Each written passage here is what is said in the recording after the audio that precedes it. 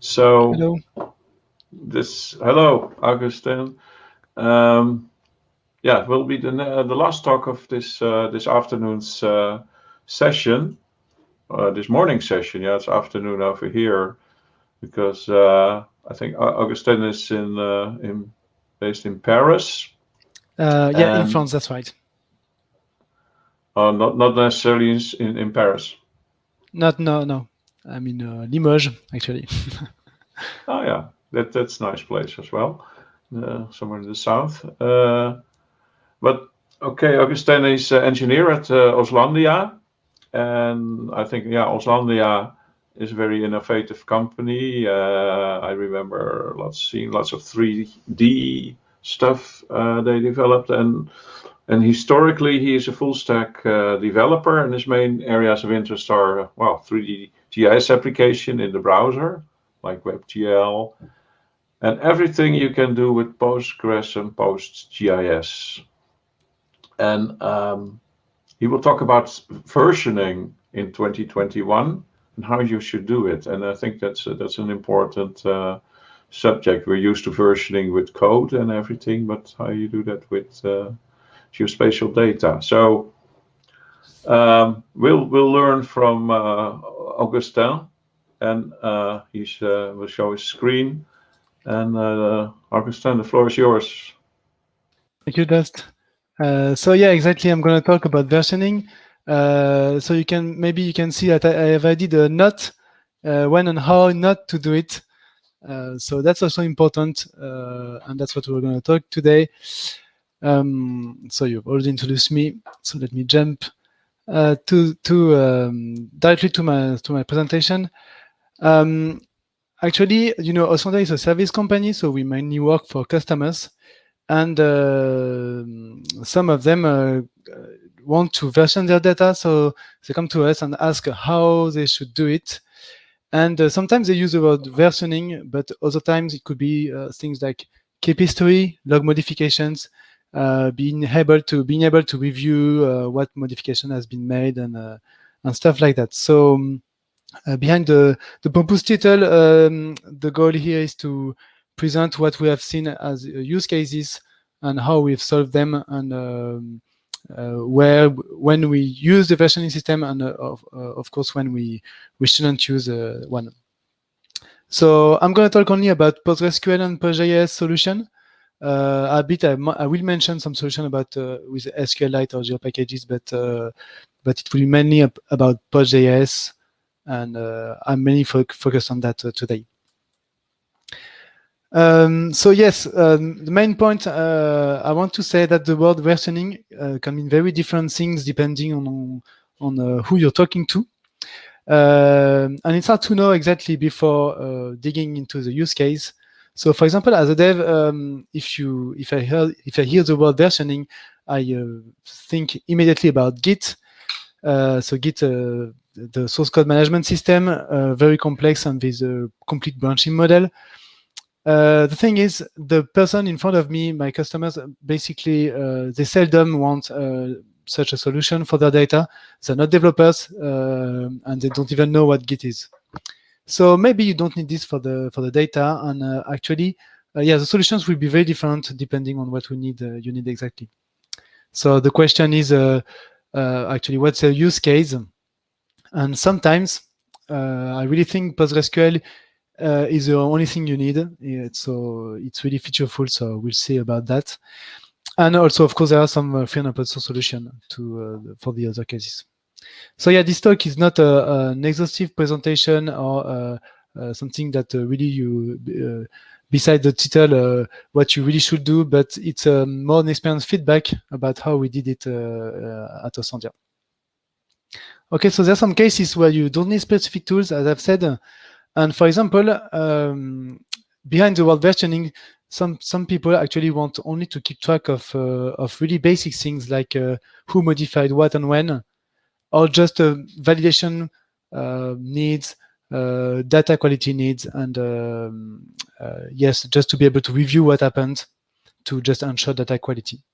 So if you don't really care about the different individual versions of the data, but if you do care about data quality, maybe what you need is not a full versioning solution, but actually to leverage what PostgreSQL gives you in terms of constraints.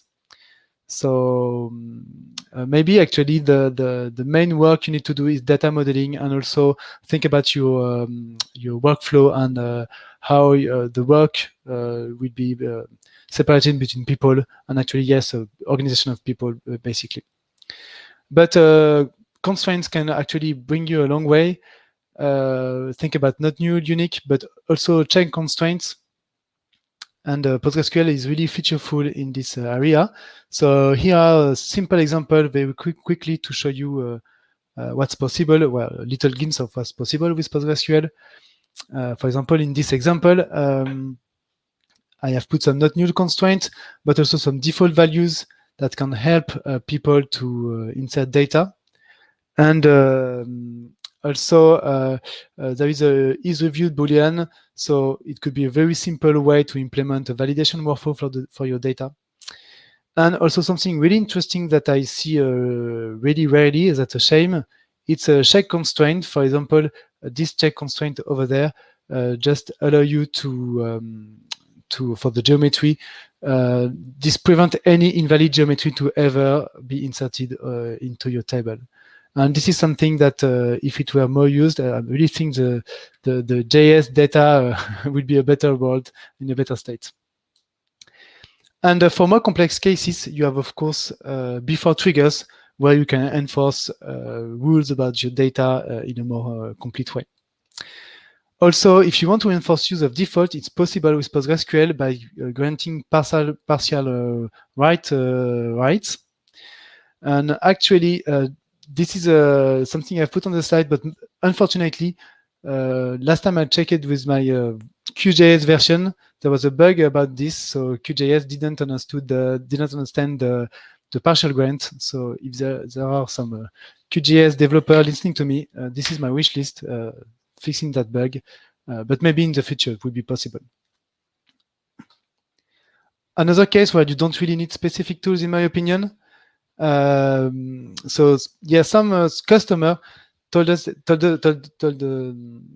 wanted versioning, but in fact, what they wanted to do is only keep track of which data they inserted and when. So what they called versioning was actually just keeping track, yes, of releases of open data, for example, and knowing exactly what shape was inserted when. So for this, a simple table actually could do the job. This table will represent all the data set with the link to the source of the data set and a time and an author, basically. And this table will only ever get insertion, actually, so it's really simple. Another case where you don't need specific tools is when you want, actually you call versioning, some people call that versioning, but it's actually a process of keeping releases of data, so it's a bit linked to the previous slide. Or for example, if you have seasonal data, the same sensors, for example, every year or every month, and then you want to only keep the last one, for example. So actually, I think a more precise word for this would be archiving. And yeah, so you don't, maybe some customer didn't really care about the old geometry. So in this case, maybe the best way is to just delete it. Yes, I have a case where the customer was keeping the shape anyway. So if they ever wanted the old geometry, they could always get it back from the shape. Another possible way, you can, of course, you can archive all the data either in your database or in flat files. Also, if you want to keep them all in the same table, you can have, like, for example, a release column that will indicate which data is part of which release. I do think it's important in this case to keep metadata about this release. So, okay, so last note about before jumping to some tools. Yes, the question you can ask yourself is: do you need a JS solution? If you don't need if you don't care about individual versions of the geometry, and you do care about only versioning some properties, for example, please consider offloading them to another table, for example, yes, a joint table, and this one will be versioned. And the reason for that is that geometry is very often the biggest part of our data. So if you exclude them from the versioning, it will greatly reduce its impact in terms of disk size and also processing power. The thing is, most systems we've seen, when you insert a new version of the data, they actually duplicate the line, duplicate the feature. So if you only modify a property, you will get a duplicate geometry in your database. And so the impact in terms of storage can be big. So now that this is out of the way, let's really talk about versioning. So let's say that we really want to keep track of everything that happens to the data, including the geometry.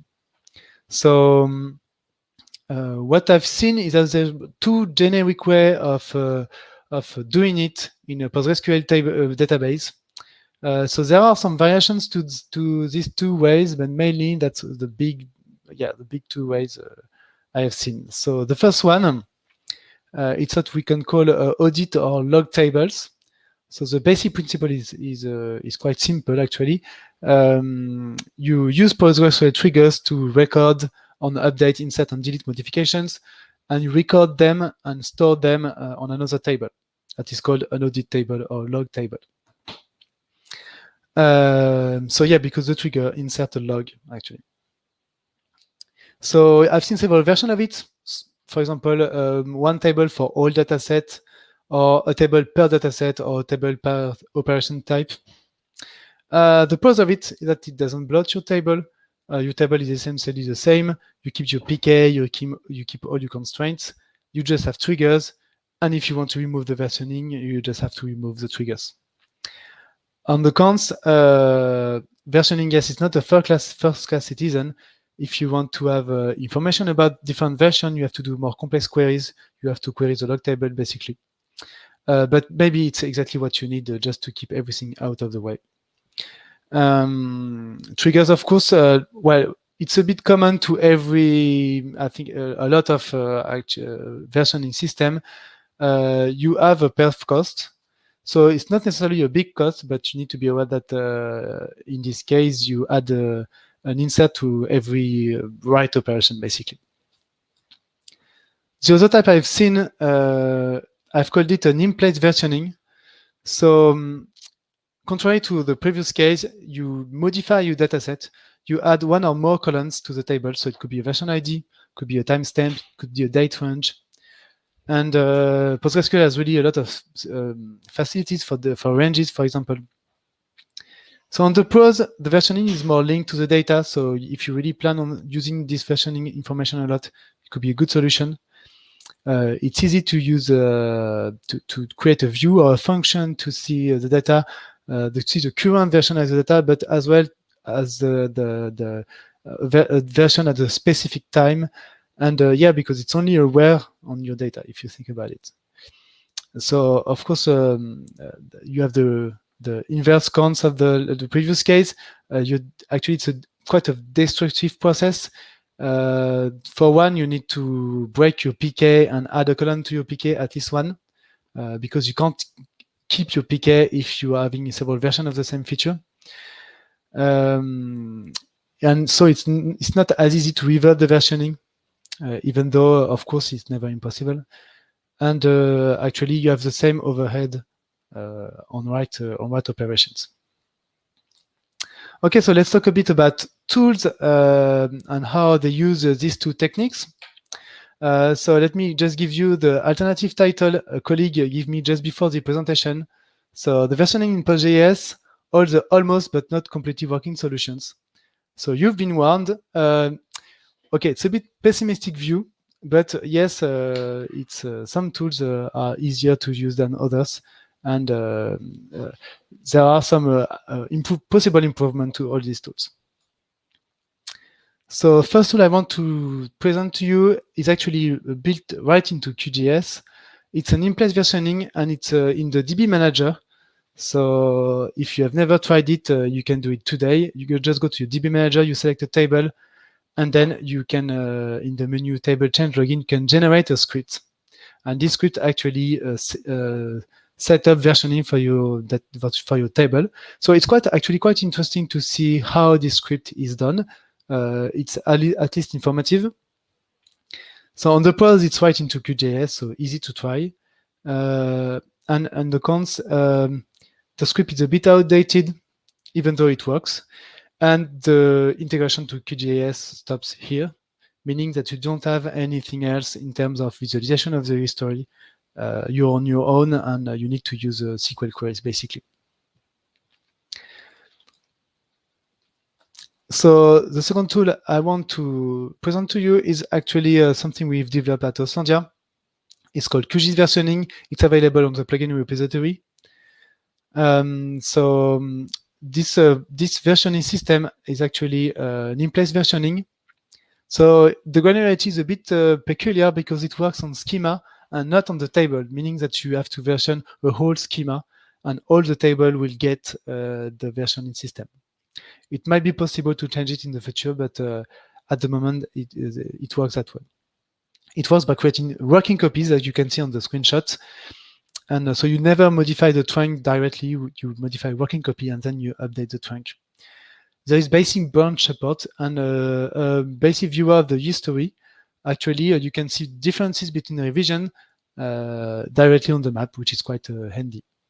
As far as I know, there's no way to see differences on properties though.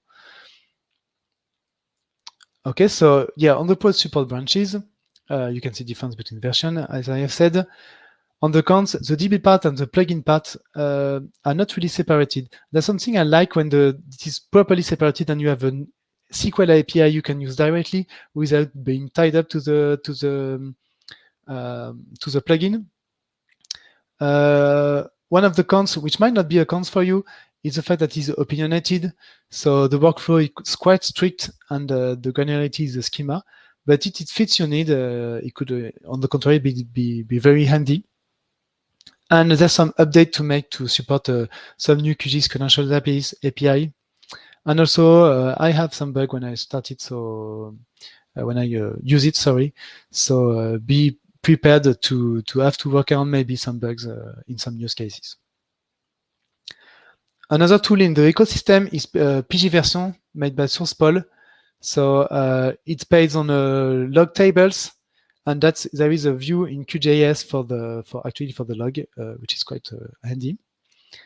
It creates a view to be used instead of the original table, and on the contrary to QGIS version, this one has a nice DB API that is easy to use, and so it means that you can also build your own tool on top of it, and you can script it, and that's something that is important for me. Maybe not for you also. So on the cons, this plugin needs also some work to support the latest QGIS credential way of storing QGIS way of storing credentials. So this is quite important because actually when people use it, they really quickly stumble onto this problem, and you need to tell them to store the credential on the project or not in the credential system of QGIS. And also, I had some bug, and I did not manage to make the QGIS plugin work perfectly. So this is something maybe that you should get prepared to if you want to work with it. So another one I really like among these four, it's my favorite. It's PG History Viewer. So actually, this plugin has two parts. One SQL file in its own repo that creates an audit schema in your database and a SQL API to add table to this audit schema, to this audit workflow, and a QGIS plugin to inspect the history and replay some changes, even roll back some changes. So this is a screenshot of the plugin, of the QGIS plugin, and you can see differences on the properties, which you can't see there, but there is one column more if you have modified some properties. And also you can see the difference between geometry, which is really, really handy.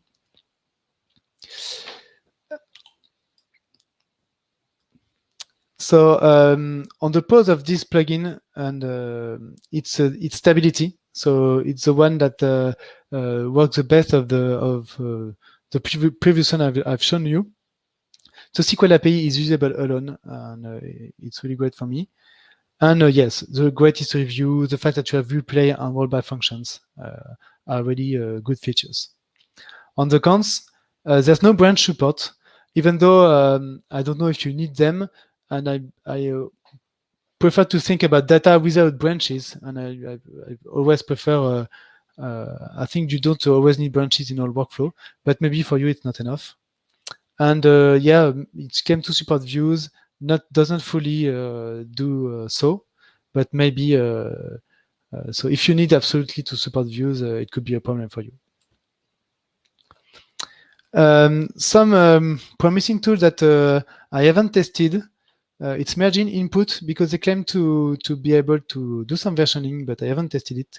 And a very promising tool that has been presented yesterday, I guess, it's Cart. So it's not based purely on the PostgreSQL, but they claim to support it. And really, I'd love to see a QGIS project plugin for Cart, actually. But Cart is really something that looks a lot like Git, so it might not fit as well all the workflows. Little note on offline editing. So some people might want versioning for offline editing, and actually it's a good idea, because at least the first two tools, and Cart also in this slide, actually implements audit log table, and for offline editing purpose. So the first two QGIS core plugin and QFill are based on are using a geo package, and inside the SQLite database of the geo package, actually install triggers exactly like and they keep exactly like an audit table, and they keep modification in several audit tables. And yes, last thing I want to say about this is, for at least the first two, you need to be careful about concurrent edition, because the logic is actually to keep the last version, and so there's no real merging facility, contrary to Cart, which has an extensive support for merging.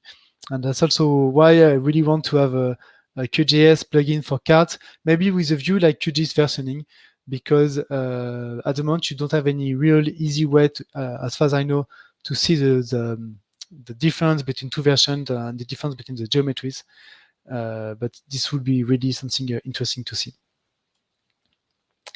So as a conclusion, what I like to do today might change in the future, notably because of Cart, but I'd say that I try to version as little as I can, keep it as simple as possible. Also to limit the storage impact of versioning, and as well because in every layer of abstraction you have a cost associated with it, and so yes, I would advise to think twice before jumping on versioning for every use case I've presented at the beginning of the presentation. I use PostgreSQL capabilities as much as I can. And for the rest, for example, if I need to see, to inspect history, see differences between geometry, I think PG History Viewer is my tool of choice today. And if you really need branches, you can give qgis-versioning and pgversion a go. But be careful, be aware that you might need to work around some bugs, or to invest a bit in it to fix them. And in my wish list to test, what I want to test, there is of course Cart, because it seems really promising. Thanks a lot. So of course I'm interested in questions, and also don't hesitate to reach out to me after the talk for feedbacks if you have some using these solutions or others. I'm always interested in this. Yes, thanks very much, Augustin. I think your presentation was very well received. People were begging for the slides. That was actually a question that came up. But the link to the slide has been shared, or is it available? Not yet, sorry, but it can be. Okay, someone shared the GitLab slides, but okay, but it will be available soon. And let's see what the other questions are. So for Inplace versioning, I read it because some people are listening in. For Inplace versioning, you mentioned that you can't keep the primary key with a revert. Could you please elaborate? My Postgres experience is only small.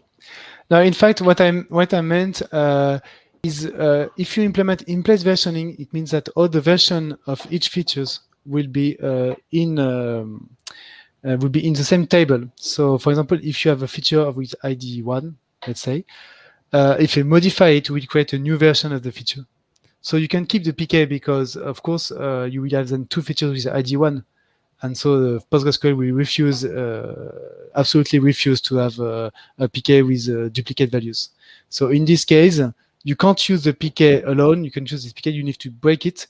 And for example, usually what systems do is they implement their own PK, like an history ID or version ID.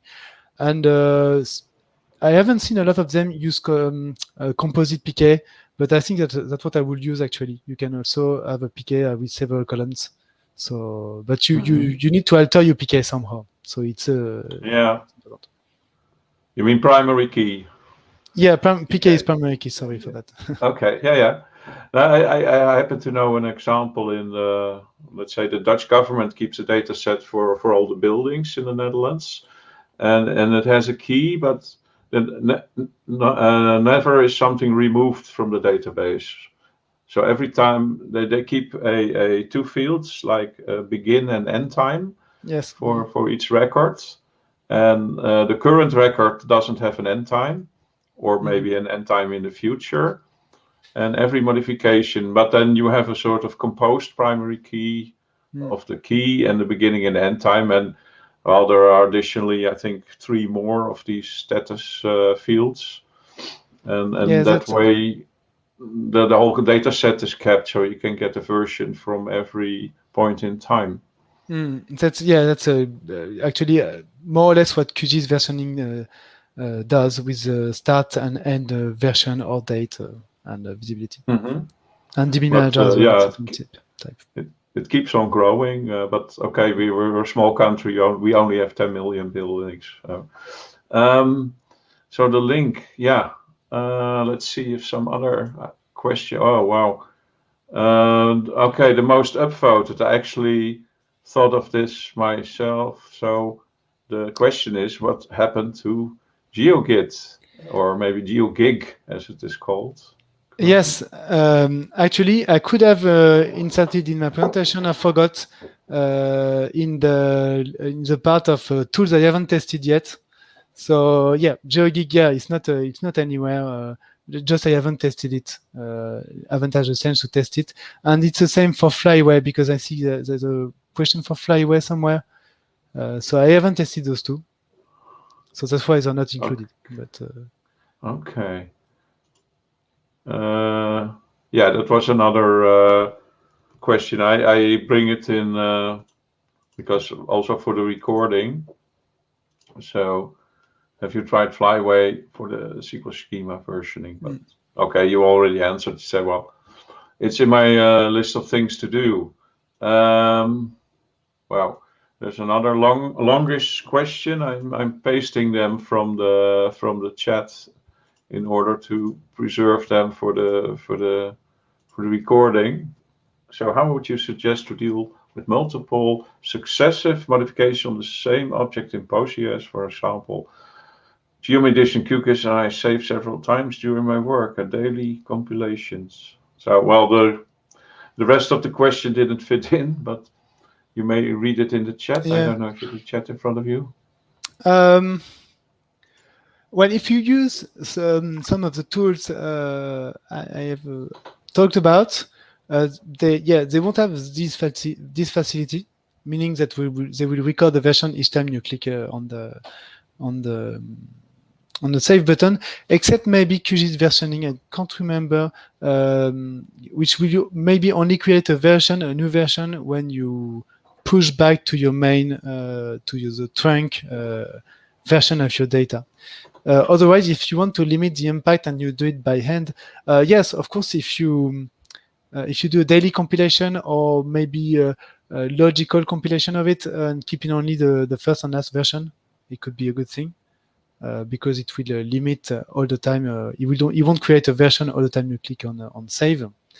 And of course, I think cart, from what I can tell, is a bit more clever in the storage. So please check what I'm going to say because I'm not sure. But if I remember the presentation of yesterday, they said that cart was able to store deltas between versions. So in this case, you can click as much as you can the save button. You will create a version probably, but the version will be actually very light because it will only contain a pointer with an existing data. So if it's like Git. Okay, thanks. And yeah, we're even 1 minute ahead of time. And I think you will be around here at the conference, so people can contact you. And yeah, there's lots of stuff happening now on the chat on the GeoGit and GeoGig. And thanks very much again, Augustin. And thank you. Yeah, and you can reach me on the private chat of the FOSS4G Venuless interface if you want. Okay. Yeah, it's an important subject, and we'll hope to hear more about this. Okay. Bye-bye, and thanks all for listening. This ends this session, and of course the session will be recorded, and probably we see many of you at the social dinner tonight. Or there's still afternoon session, of course. Okay, for here I say bye-bye. Thanks for watching. Bye-bye. Have a nice